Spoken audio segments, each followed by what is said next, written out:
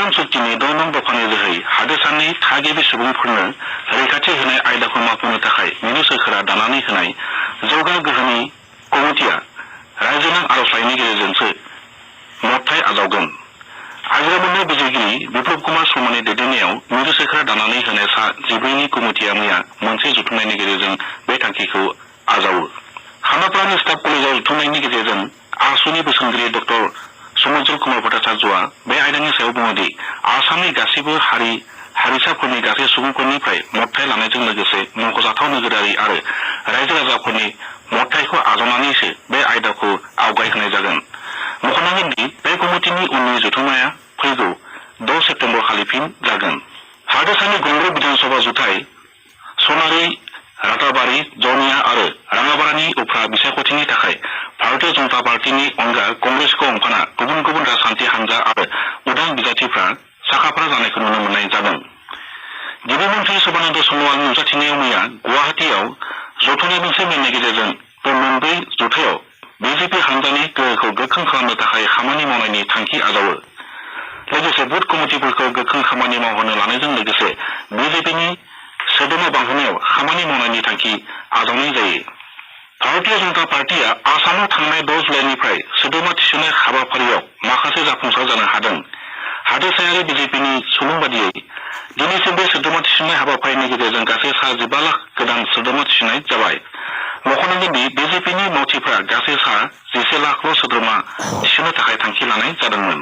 सनितपुर जिल्लानि डेकारगांव रेल स्टेशननिफ्राय डिब्रुगड़सिम बगिबिल दालांनि साजों दिनैनिफ्राय गिबिसिन सुबुं रोगाग्रा रेलगारि खारहोनाय जादों। दिनै फुंनि 6:20 तेजपुरनि डेकारगांव रेल स्टेशननिफ्राय डेकारगांव डिब्रुगड़ इन्टारसिटि मुंनि बे रेलगारिया 6 दाननि थाखाय आनजाद नायनाय महरै सालायदों। मख'नांगोन दि 4.94 किल'मिटार गोलाव बगिबिल दालांनि साजों आगोलाव मुवा बेसाद रोगाग्रा आरो थाव रोगाग्रा रेलगारिखौल' खारहोनाय जादोंमोन। HIV आरो एड्स बेरामखौ होबथानायाव सोरखारजों लोगोसे गावारि खोन्दोनि गुबुन गुबुन फसंथानफ्राबो माखासे बिफाव लाबोदों। फरायसालिमाफ्रावबो रेड रिबन क्लाब मुंनि जर'खा फसंथाननि गेजेरजों फरायसाफोरनि सायाव बे बेरामनि हेंथायै माखासे सांग्रांथि लाबोनो हानाय जादों। मैया आकाशबाणी FM महाबावनि आनसलिक बाथौ बिफाना हरनि 9:30 फोसावनाय डिस्ट्रिक्ट आयदायाव डाक्टर धनजित डेकाया बाहागो लाना बे बाथ्राखौ फोरमायो। लोगोसे बे बेरामखौ होबथानायाव सुबुं मिजिंफ्राबो माखासे मावफारि लानायनि गेजेरजों राहा होनो हागोन होननानै बिथाङा बुंबावो।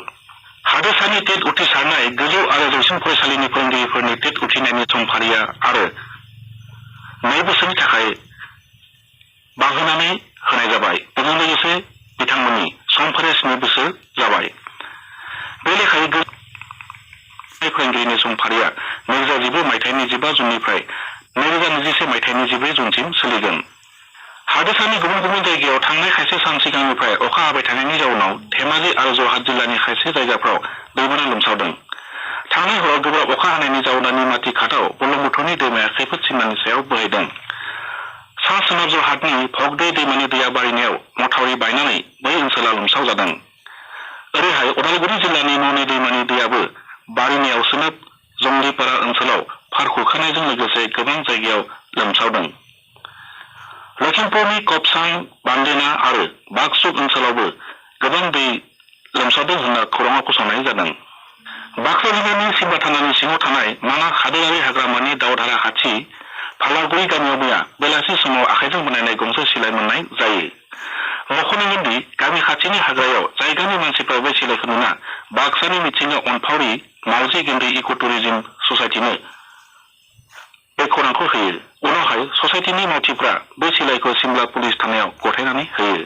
नगाव जिल्लानि जखलाबान्धा पुलिस आरो काजिरङा हाग्रा बिफाना मोनसे जर'खा नागिरदिंना बै ओनसोलनि देवपानि गबिन मुंनि गामिनिफ्राय मैया सासे फलान सिखावखौ खानो हायो।